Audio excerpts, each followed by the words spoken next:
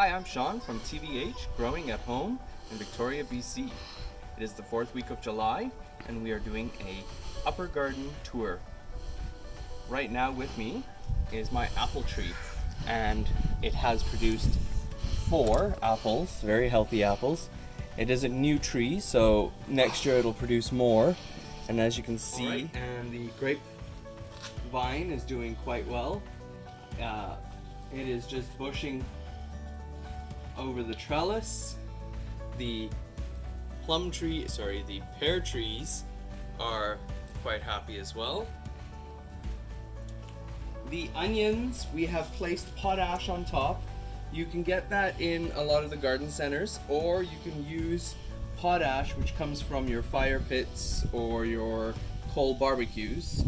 Obviously make sure it's cooled down before you use it, and sprinkle it over your onions. It does help it grow quite well. And we have the blueberry bushes. Still doesn't have that many blueberries on it, and the raspberries have a lot of fruit on it, and we've been eating it every day. Our grape plant, or grapevine, has flourished along the trellis and has attached itself to our fig trees. We're going to let it do what it wants, and in the winter we'll trim things down. Down below we have our Blue Lake bush beans producing decent size beans. In front, these are the dragon tongue bush beans. We've succession planted these so that they come a little later, so that we don't get overloaded with beans.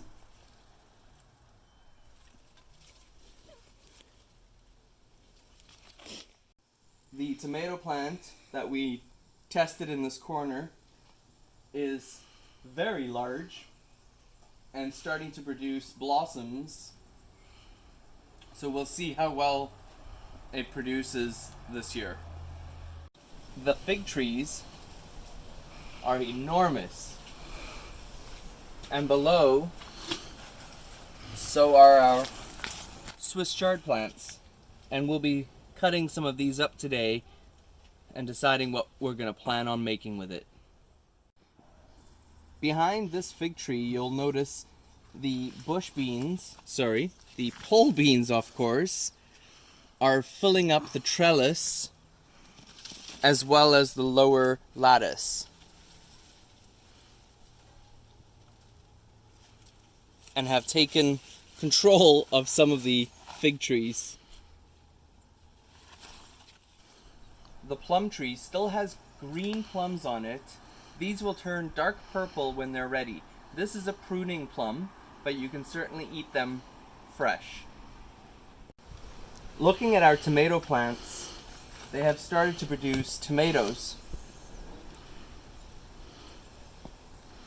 There's various types of tomato plants here. I have paste tomatoes, I have moneymaker tomatoes, so these are heavy producing tomato plants. You can see that they're full up on this tomato vine right here, and down below there are more. And if we go to the next tomato plant, you'll see that there are more tomatoes, and quite a few over here as well. These are indeterminate tomato plants, so as long as you keep maintaining them and provide them with some type of support, they will continue to grow throughout the summer into the frost. And once it hits the frost, of course it's not a cold weather producer, so it will die off in the frost. This plant here is a paste tomato plant, and as you can see, there they are. It looks to me that this one was a fasciated tomato, which means that there were more than one blossom that produced one large fruit. So we'll see how the inside turns out once it ripens. And let's see if we can find some more. There's some more there.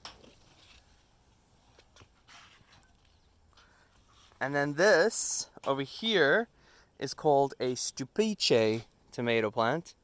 I thought it looked really interesting on the packet, so we ordered it. I don't see any fruit on here, it's just blossoms at the moment. So once they start to produce fruit, I will show you that as well. Lavender is in full bloom, attracting all the bumblebees. And the cucumber plants are lavish right now. Let's have a look here. So we should have a couple cucumbers we're gonna harvest today. And oh, there we go. There's one right there. So that's a decent sized cucumber right there. So we'll let's see if there's any more here. Yep, there's another one here. There we go. Another really good sized cucumber. And we have a couple more starting up down there. You can see there's a cucumber there. There's another one here. We've got a couple startups right here. And in there where the blossom is. So all in all, heavy producing plants. Now I started all these plants from seed. It's the 4th week of July and we are now getting a lot of cucumbers. We've started some holy basil and it's just popped up recently.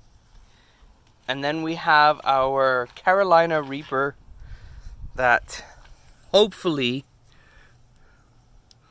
will produce lots of peppers. And these are some of my watermelon and cantaloupe seedlings. I've got a tomato sucker in there as well. The oregano is starting to blossom. I recommend nipping these off just so that we can bush out the plant rather than letting it go to seed right now. We have more than enough oregano that we don't need it to go to seed. So just ripping off the tops like so, and in my case tossing it over, will prevent it from going to seed. It comes back every year. Depending if you have a mild winter, you can have it year-round. Same with our chives. The chives we just cut down in the winter if there's frost. Otherwise, it continues to grow through the year. Parsley, same thing. It grows all the way through the winter. We're quite lucky that way. And the rosemary has reached the top of its stake. So we'll probably plan on replacing the stake soon with something a little more sturdy. The Niagara grape has extended its vine. That's very exciting for us. And then we have the green onions that we started from kitchen scraps. And they are quite delicious. We started some lemongrass in a container here, and it's starting to thicken up. The stalks are starting to make a lemongrass stalk. Maybe by the fall we'll be able to cut some of these out and chop it up and freeze for all our Asian meals.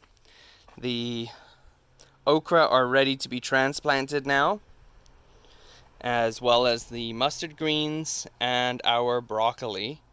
Sorry, these are Brussels sprouts. I also have planted some ground cherries right here, and I have some Mexican peppers that have popped up. The peanuts are also ready to be transplanted. On this side, I have cilantro popping up, so we'll probably be putting that in a pot and put it on our patio. And then we also have planted some more zucchinis in hopes that we can produce more zucchinis, yellow and green striped ones. Over here are our white eggplants, white long eggplants. We started these from seed a little late in the season, but hopefully it'll produce at least a couple eggplants before the first frost.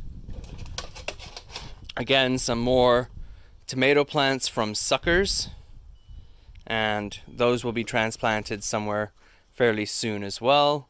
And we started some succession cucumber plants. They've even started producing little mini cucumbers on the plant, so I think we have to plan on transplanting these fairly soon. So the tomato plants that we have placed in the greenhouse are growing quite high and producing a lot of blossoms. Here's a tomato, for instance. And there's more tomatoes back here.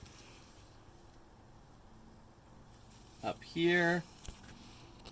And it looks like it's starting up here as well. And as this plant grows even further higher along this beam, you'll see it'll continue to produce blossoms and tomatoes. If you take a look behind these branches, you'll notice that our peaches have gotten larger since the last video. They'll probably be ready mid-August. Thanks for watching TVH Growing at Home. For more videos like these, like and subscribe below. Thanks and happy gardening.